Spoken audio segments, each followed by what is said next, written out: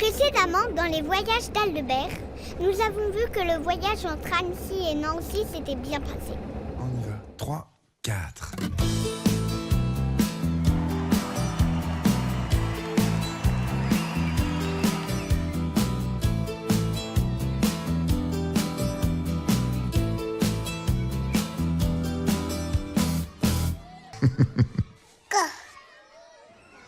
Il est 19h30 à Ludre, dans la banlieue de Nancy.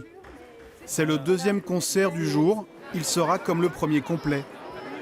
La plupart des enfants présents dans cette salle n'étaient même pas nés à la sortie du premier disque enfantillage.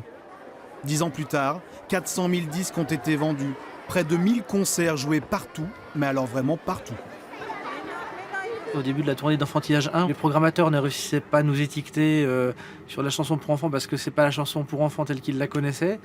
Et le début de la tournée, c'était catastrophique. On avait peut-être une vingtaine de dates au planning. Et puis voilà, au fur et à mesure, en laissant le temps faire et puis le bouche à oreille aussi, 6 mois plus tard, le planning était plein. C'est quoi l'indifférence? C'est la vie sans les couleurs. Et c'est quoi le racisme? Une infirmité du cœur. C'est quoi l'amitié? C'est une île au trésor. Et l'école buissonnière? Accroche pas ta Pythagore. La vie, c'est quoi est l'un des titres phares du nouvel album du Bisontin. C'est maintenant ou jamais. Papa, C'est un peu son Mistral gagnant à lui. c'est quoi? Petit. C'est surtout une chanson pour enfants avec des mots de grands dedans. La vie. C'est un peu de tout ça, mais surtout c'est toi. C'est toi. Et c'est en partie pour ça que le succès est au rendez-vous. Je pense que ça aurait dû arriver avant parce que ce qu'il propose, c'est pas parce que je joue avec lui, mais vraiment parce que c'est vraiment bien. Les chansons sont super, c'est bien écrit. Voilà, il y a une vraie plume. Les arrangements sont toujours, même quand moi je suis pas là depuis le début, mais même déjà sur les premiers enfantillages, c'était déjà bien léché, bien écrit. Et donc ouais, il le mérite. Les plages de Transylvanie, au dancing des fantômes, bien à l'abri des crucifix, j'irai fêter mon diplôme.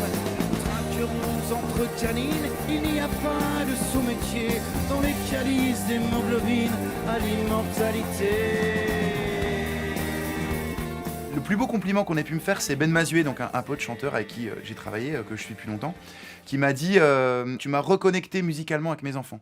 Et ça, c'est hyper beau, ça m'a fait vraiment... Je me suis dit peut-être qu'aujourd'hui, je me sens investi de ce truc-là, sans parler de mission et tout ça, mais je me dis si j'arrive à connecter les parents musicalement avec leurs enfants, c'est chouette. Si d'aventure je vous déçois, Madame Nature,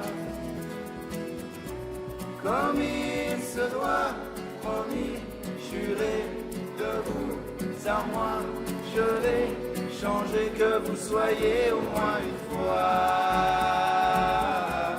fier de moi. Tout le monde prend un super kiff, c'est le pied total. Les parents sont plus fans que les enfants, j'ai l'impression. Hein. Ouais, pas mal.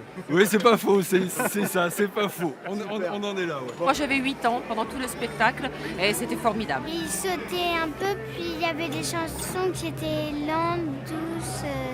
Oui, on avait des un peu rigolotes, où il sortait par exemple du toit de la maison. Il y a plusieurs niveaux de lecture, plusieurs niveaux d'entente, d'écoute, c'est génial.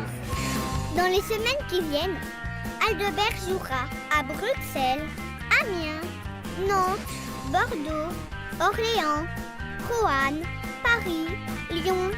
La liste est trop longue et plein de nouvelles dates sont déjà prévues pour 2019. Les voyages d'Aldebert ne sont pas prêts de s'arrêter.